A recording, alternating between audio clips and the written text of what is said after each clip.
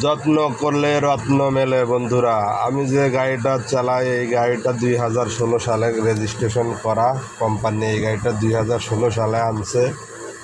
আজও অবধি শুধু মোবিল পাল্টানো ছাড়া আর কিছুই করি নাই।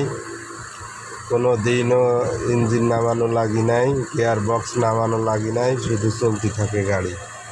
গাড়ি হচ্ছে 16 মডেল IL।